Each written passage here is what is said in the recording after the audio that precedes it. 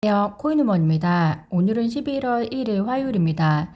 11월 시작이 아주 멋진 소식과 함께 시작할 수 있어서 기쁜데요. 세계 최대 암호화폐 거래소 중의 하나로 리플 XRP를 상장 폐지했었던 코인베이스가 이번 SEC와 리플 소송에 있어 법정 조언자 브리핑을 제출할 수 있게 해달라고 토레스 판사에게 승인을 요청했습니다. 당연히 코인베이스의 법정 조언자 브리핑은 리플을 지지하기 위한 브리핑입니다. 코인베이스에 언제 리플 XRP가 상장되는지가 늘 우리의 관심사였고, 그리고 그것이 리플 XRP가 가격을 되찾을 수 있는 중요한 몇 가지 모멘텀 중에 하나였기 때문에 코인베이스의 법정 조언자 브리핑 요청은 매우 의미가 있는데요. 또한 소송적인 면에서 세계 최대 거래소 중의 하나의 법정 조언자 브리핑이기 때문에 토레스 판사의 판결에 적지 않은 영향을 줄 것이다 라는 점도 빼놓을 수 없을 것 같습니다. 최근에 코인베이스가 SEC나 정부의 부적절한 암호화폐에 대한 집행 조치에 대해서 보이스를 내기 시작한 것 구독자분들께서도 잘 아실 겁니다. 코인우먼 채널을 통해서도 몇 번 소개해 드렸듯이 토네이도 캐시 사건에 대해서도 정부를 대상으로 소송을 진행할 수 있도록 코인베이스가 자금을 지원했었고, 또 얼마 전에 Y 사건이라고 코인베이스 전 직원의 내부자 거래 사건에서도 SEC는 코인베이스가 미등록 증권을 판매했다고 고소를 했었는데요. 그때 코인베이스는 오히려 SEC의 증권에 대한 적절한 규칙이 필요하다고 청원을 제기하기도 했었습니다. 코인베이스가 리플을 위한 법정 조언자 역할을 하기로 한 이유는 아마 그간의 SEC로부터 불합리한 경험과 이를 통해서 코인베이스가 직접적인 피해를 계속해서 보면서 더 자극이 되었을 거라 생각이 드는데요. 단지 리플 XRP 사건만 있었다면 코인베이스가 이렇게까지 움직이지는 않았을 거라는 생각이 듭니다. 그렇지만 저는 이 또한 매우 긍정적인 것이 이 암호화폐 최대 사건이 리플과 SEC 소송에서 많은 거래소 혹은 기업들 혹은 암호화폐들이 무임승차하려고 하고 있었다면 적어도 코인베이스는 마지막 열차라도 올라타서 리플을 지지하려고 하고 있다는 점입니다. 그만큼 암호화폐 산업이라는 큰 틀의 규제가 명확하지 않는 한 그 안에 어떠한 거래소든지 그것이 세계 최대 거래소든 어떻든 중심을 잡을 수가 없고, 또 그 피해는 시간의 문제이지 언젠가는 누구나 마찬가지로 리플과 같이 받을 수 있다는 것이 이 사건을 통해 간접적으로 느끼게 되는 것 같습니다. 코인베이스가 토레스 판사에게 리플을 위한 법정 조언자 승인 요청, 브리핑 내용 간단히 살펴보실 텐데요. 제가 내용을 보았을 때는 코인베이스는 궁극적으로 공정고지 방어에 집중해서 리플을 지지하고 그리고 SEC를 공격하고 있다라고 보시면 될 것 같습니다. 코인베이스가 토레스 판사에게 제출한 브리핑 하이라이트만 말씀드리겠습니다. 우선 시작은 다음과 같이 합니다.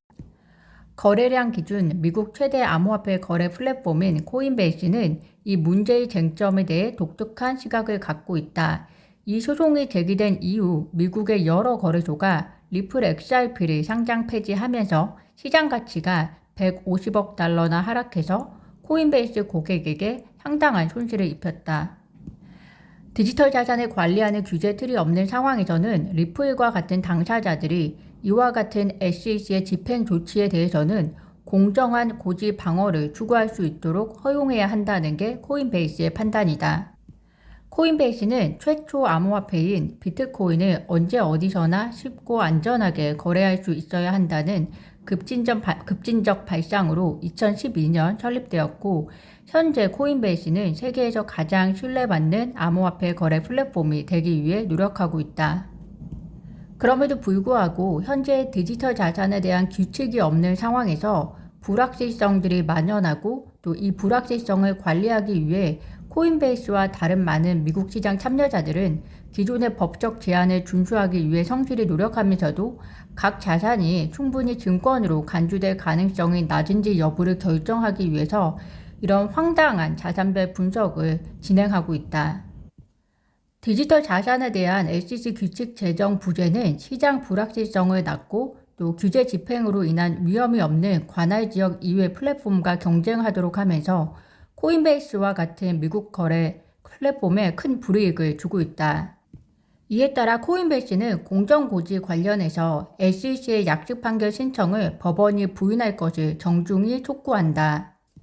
우리 헌법이 보장하는 근본적인 적법 절차 보호 관련 내용 중 하나는 정부 기관이 그 행위가 불법이라는 공정한 통지를 제공하지 않고는 그 행위를 법률 위반으로 비난할 수 없다는 것이다. SEC는 리플 XRP 토큰의 판매자들을 상대로 해당 거래가 합법적임을 알리는 공개 진술을 하고 난 뒤에 소송을 제기함으로써 이러한 근본적인 원칙을 놓쳤다. 비트코인, 이더리움, XRP가 출시된 후 수년간 SEC는 이러한 자산을 증권으로 본다는 언급 없이 이러한 암호화폐에 대한 수십억 달러 규모의 거래 시장이 발전하는 것을 지켜보았다. 리플 XRP가 비트코인과 이더리움에 이어서 세계 3위의 암호화폐가 된 2018년 그 당시에 SEC의 재무국장인 윌리엄 힘먼은 연설에서 비트코인과 이더리움을 포함한 완전 기능적이고 성숙한 암호화폐가 증권이 아니라는 신호를 보냈다.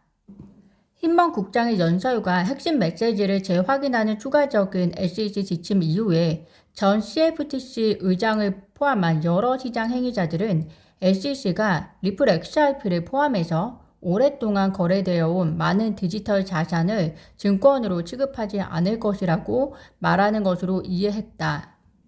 하이라이트만 추려서 정리해 드렸는데요. 결론을 말씀드리면요.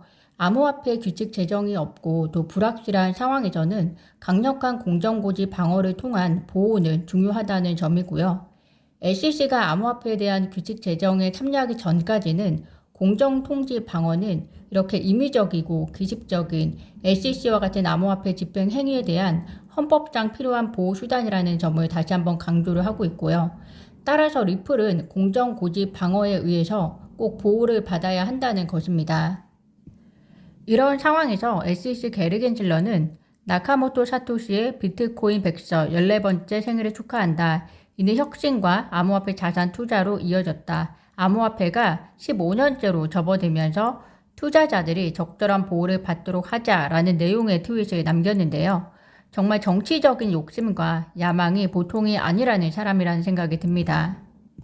법정 조언자 친구 한 명 없는 상황에서 미국 최대 거래소까지 리플 법정 조언자에 합류하겠다고 한 지금 겐슬러는 굉장히 외로운 욕심쟁이라는 생각이 듭니다. 리플과 SEC 소송, 리플의 승소를 위한 기반이 아주 많이 탄탄해진 오늘이었는데요. 구독자분들께서도 좋은 소식과 함께 기분 좋은 하루 보내시면 좋겠습니다. 오늘 제가 준비한 소식은 여기까지입니다. 오늘도 영상 시청 진심으로 감사드리고요. 구독과 좋아요, 알림 설정은 코인 응원에게 큰 힘이 됩니다. 감사합니다.